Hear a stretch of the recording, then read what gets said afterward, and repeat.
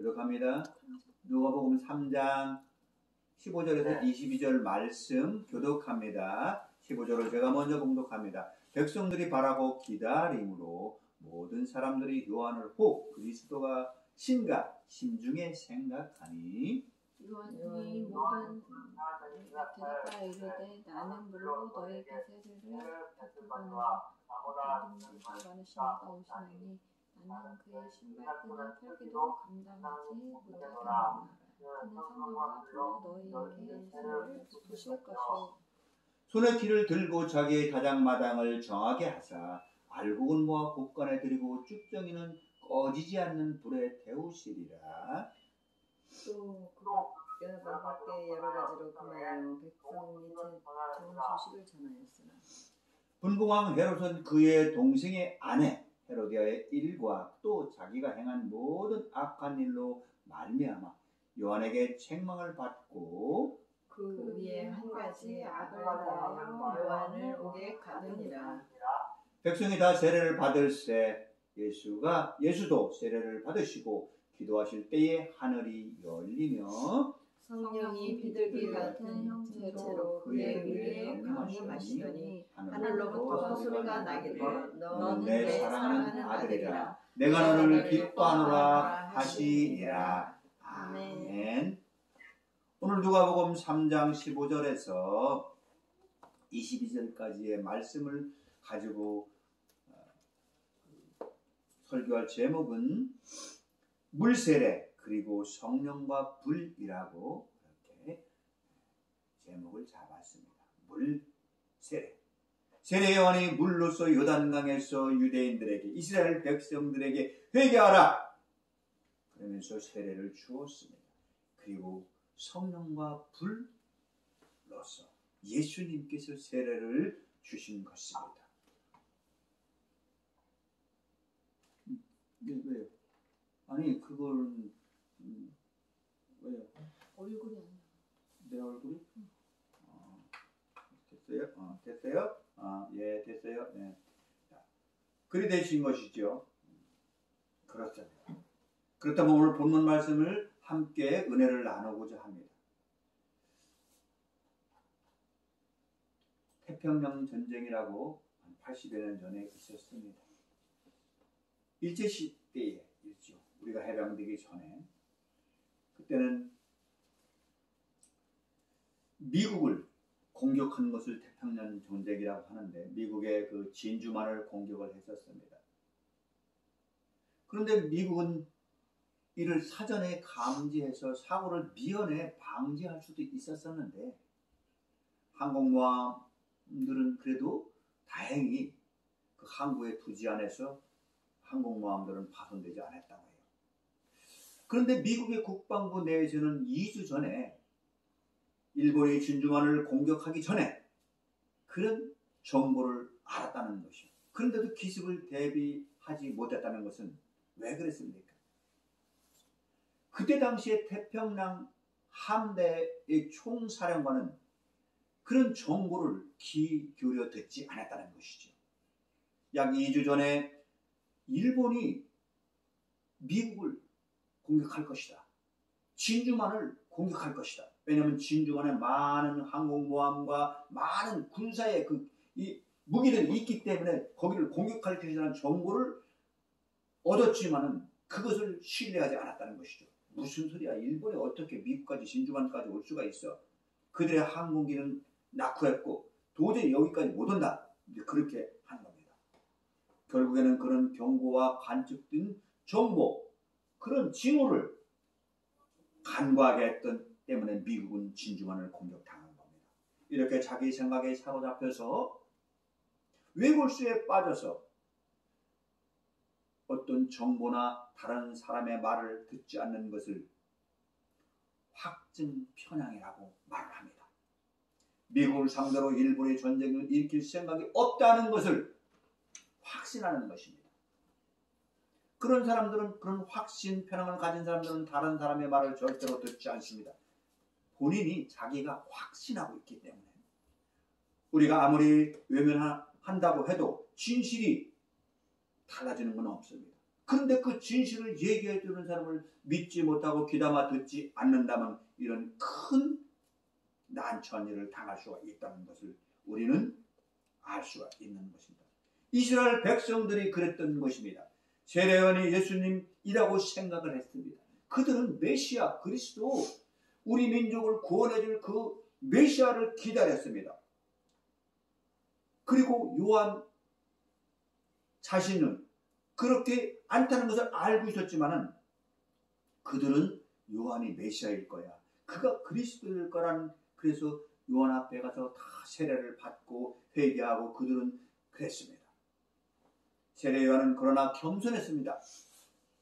자신의 향해서 밀려오는 그 이스라엘 백성들의 세례를 받으러 오는 그 수많은 군중들을 있었지만은 자만하지 않고 교만하지 않고 나의 뒤에 오실 그가 진정한 그리스도라는 것을 말했습니다.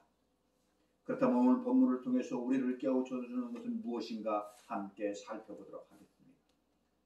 첫 번째로 성도의 겸손은 주를 위한 사역을 확장시켜준다는 것입니다. 12절에 그렇게 기록하고 있습니다. 예수님은 요한에게 세례를 받으셨습니다. 예수님은 어떻게 하나님 독생자시고 하나님의 본체라고 하는 그 메시아가 그리스도가 인간이신 그 세례 요한에게 세례를 받을 수가 있겠습니까? 그런데 예수님은 겸손했다는 것입니다. 여기서 우리는 배울 것이 많이 있습니다. 하나님의 일을 그리스도의 그 본분대로 하나님의 그 십자가의 그 길을 가야 되는 그것을 감당하기 위해서는 하나님께서 작정하신 그 길을 가야 했다는 것입니다. 그렇기 때문에 세례 요한은 하나님께서 작정해 놓으신 그 길을 가기 위해서 세례 요한에게 물 세례를 받았던 것입니다.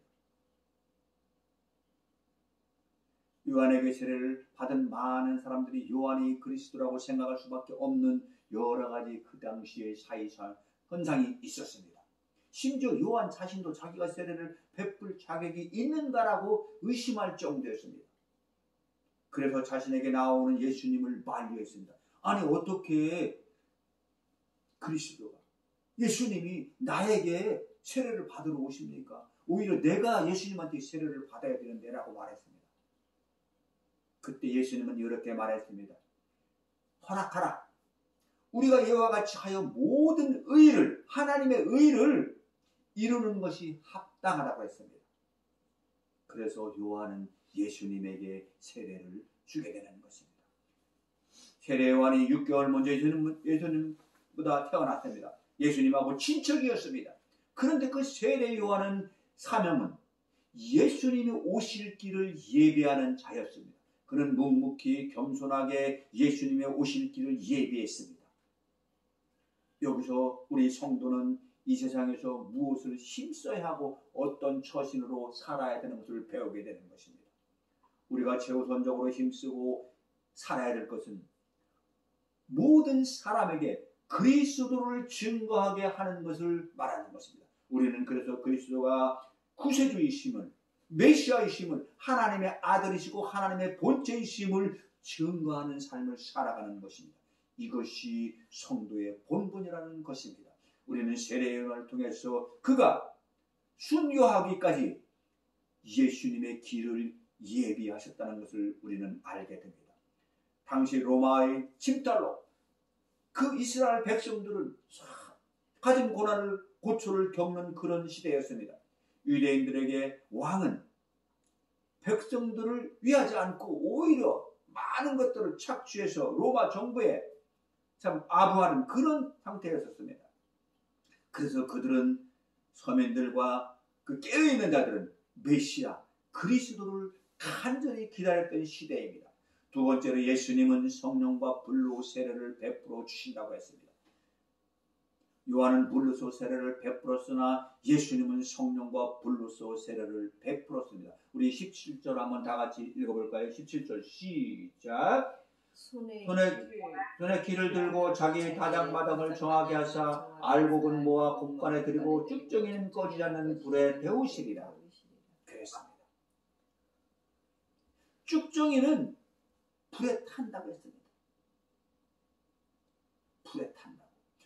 불이라는 것은 인간의 죄악을 갖다가 완전히 태워서 죄를 소멸시키는 것을 의미하는 것입니다. 우리의 죄는 예수 그리스도의 십자가를 믿음으로 예수를 영접함으로 우리의 모든 죄를 사해야 되는 것처럼 당시의 죄악은 다 불로써 멸한다는 것을 의미합니다.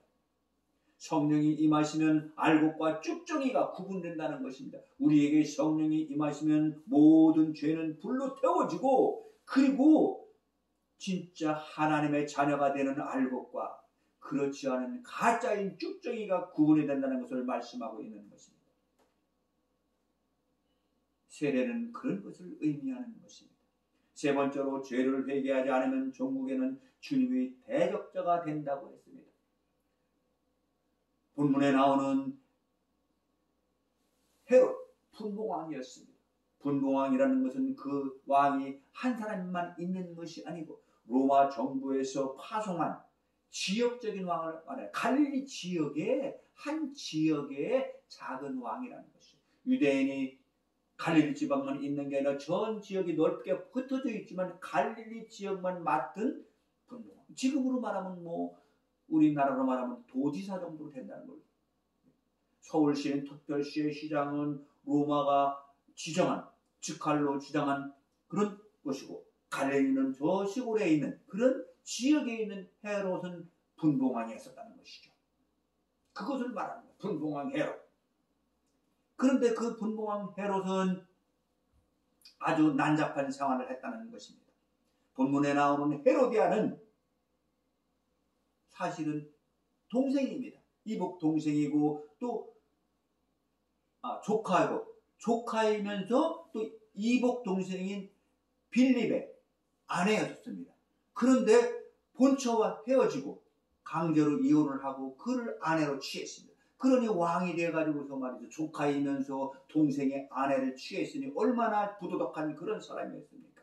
그런 그 헤롯이기 때문에 세례 요한이 그래서는 안 된다라고 질책을 받았습니다. 그리고 회개하라.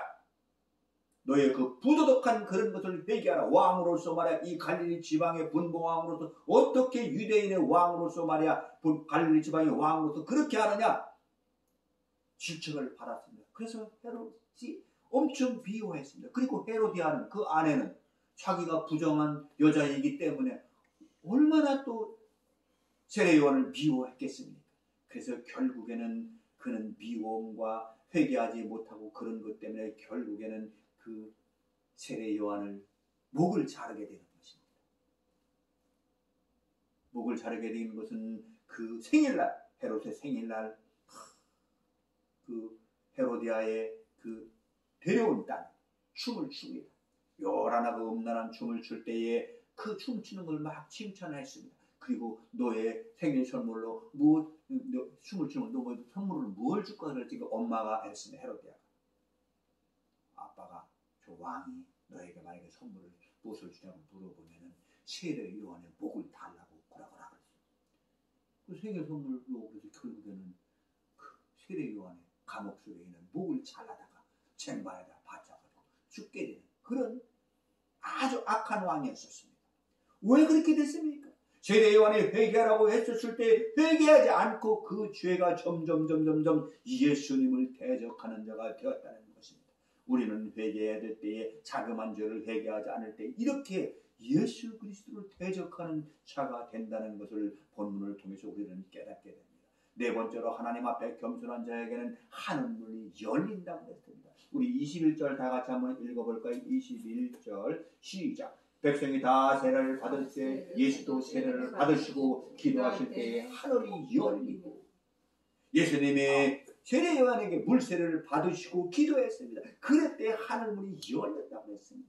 하늘이 열렸다는 것은 하나님이 행동하실 때 또는 하나님이 말씀하실 때 또는 하나님이 비밀을 보여주실 때 하늘문이 열렸다는 것입니다. 이것은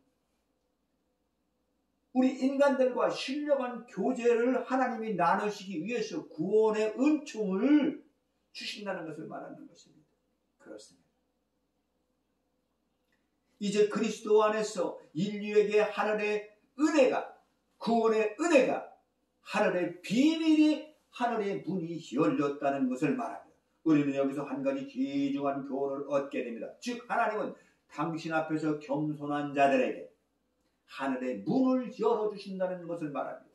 여러분, 인간이 하나님과 교통할 수 있는 문이 언제 닫혔습니까?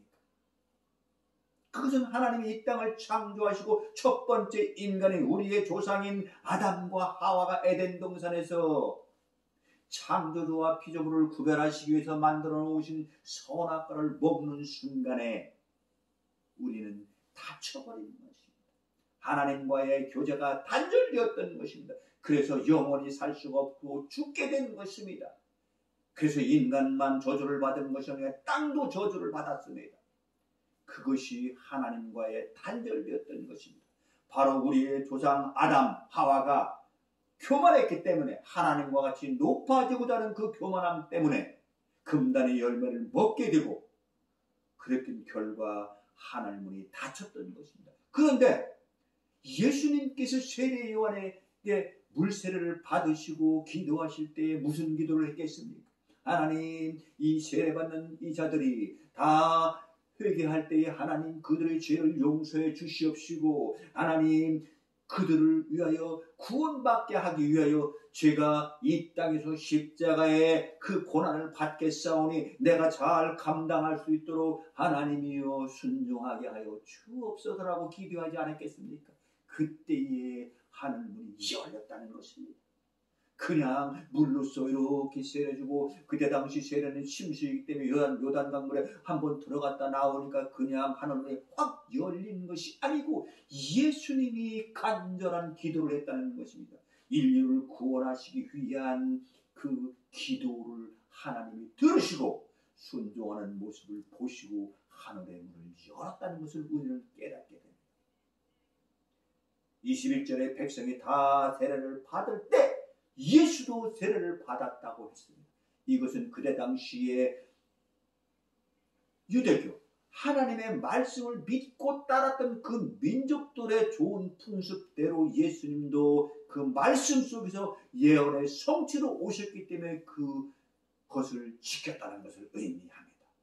우리는 그래서 예배의 형식과 하나님을 찬양하는 그 형식도 중요하다는 것을 깨닫게 되는 것입니다.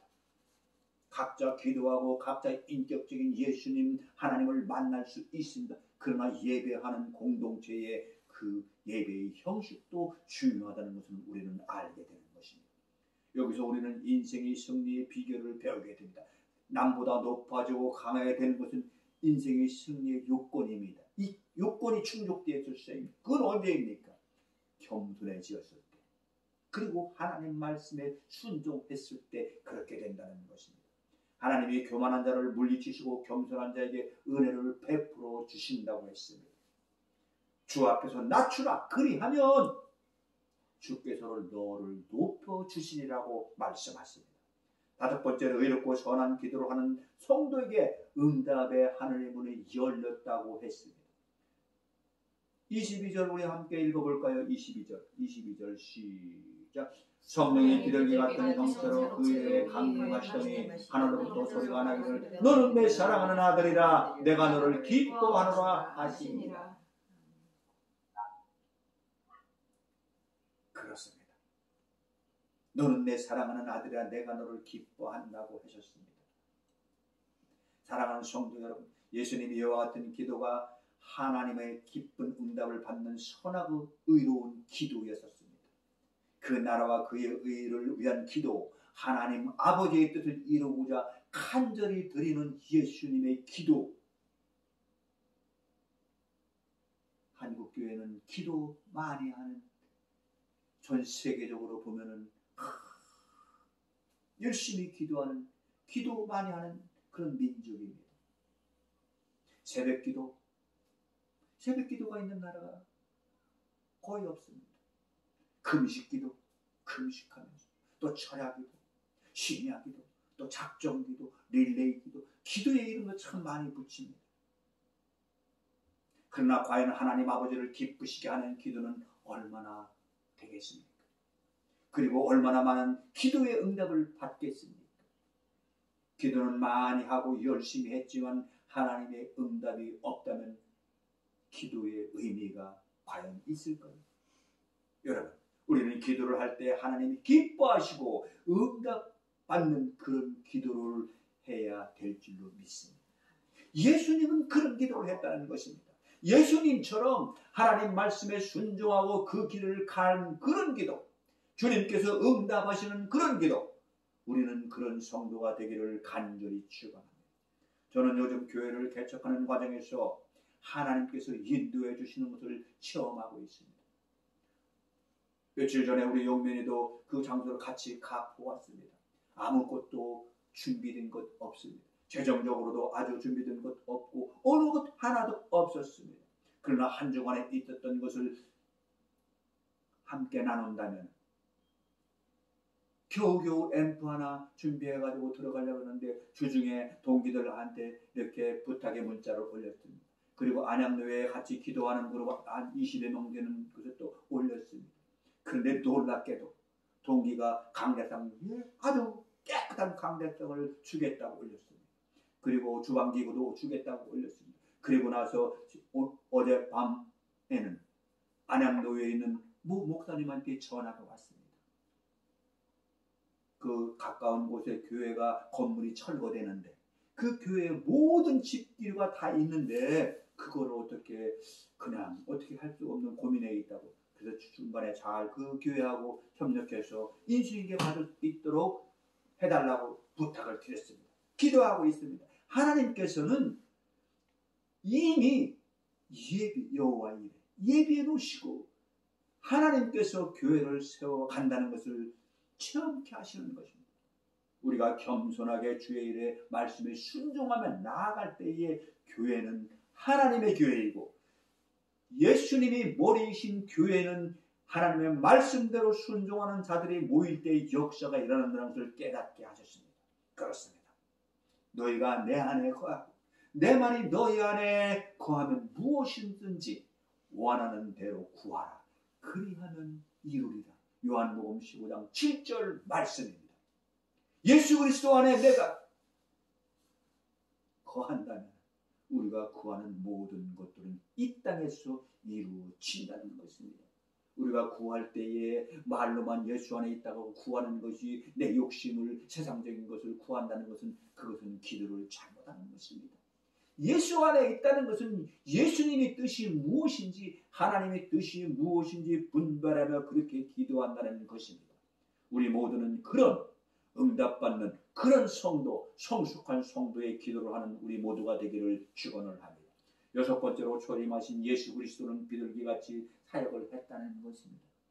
예수님이 이 땅에 2000년 전에 오셔서 공생애를 시작하고 말씀을 하셨던 그 시대가 예수님이 이 땅에 초림한 것입니다. 그리고 십자가에 못 박혀 죽으시고 3일 만에 부활하시고 40일 같이 제자들과 500의 성도들과 함께 있다가 승천하셨습니다. 그리고 예수님은 다시 온다고 했습니다. 분명히 다시 오십니다. 그 오시는 그때가 재림하는 예수님이라 이거죠. 우리는 재림 예수를 기다려야 될 것입니다. 초림하신 예수님께서 이 땅에 계실 적에 비둘기와 같은 사역을 했다는 것입니다.